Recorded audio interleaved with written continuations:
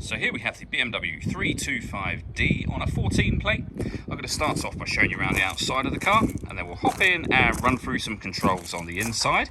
From the outside though, you can see that it's a 4-door car with alloy wheels. Let's start off inside the boot and then work our way around the rest of the car from there. As we approach the back of the car, you can see we have reversing sensors and plenty of boot space as well. Okay, so we're just going to work our way back around to the front of the car, and then we'll hop in and run through some controls on the inside. But now that we've done a full circle of it, you can see it's in excellent condition the whole way round.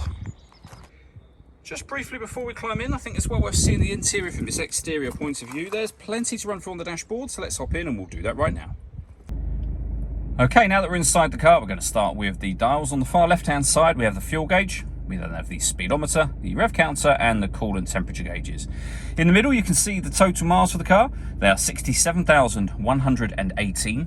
The information displayed above that can be changed using a button on the end of the right-hand or left-hand stalk, for various bits of trip computer and fuel economy information. If we back out to the steering wheel, on the left-hand side, we have cruise control.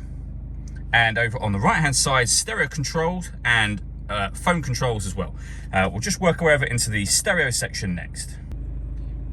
So firstly, you can see this car's got satellite navigation. This is BMW's professional nav, so the extra wide screen, very easy system to use. We can pair our phone from here, access our radio. This car has got DAB, FM and AM radio, and if you listen to your own music, you can do that under the multimedia heading just here.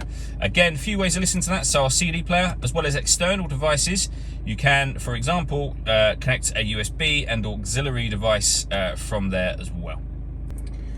Working our way down, we have dual zone climate control, so you can adjust the passenger temperature, the driver temperature, you can increase and decrease the fan speed, you can determine where you'd like the air to be distributed.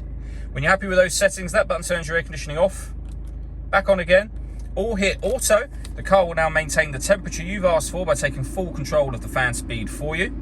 You can override that whenever you wish to. Just press auto again, you go back to your original settings. We also have a heated driver's seat with 3 different heat settings, and the same over for the passenger side. Underneath that, we have some storage, the gear lever for the fully automatic gearbox, and then these buttons just here. So you can turn the parking sensors on and off. You can change the driving setup of the car, so you can put the vehicle into sport mode, sport plus, and it shows over here as well. Comfort, which is your everyday driving, and Eco Pro. Finally, we have these controls just here. All the movement I was making on the main screen is done using the iDrive system, which is what this is called. The dial will do virtually everything. The buttons can go through certain menus. So for example, your main menu, you can also access your satellite navigation, radio, media, all directly from here. Obviously, it's a lot easier to use this dial whilst driving along than it would be to be pressing buttons on a screen itself. All that leaves me to say is thank you for taking the time to watch this video. If you'd like to come and see the car in person and have a test drive, please feel free to give us a call here at Surrey Specialist Cars. We'd love to hear from you soon.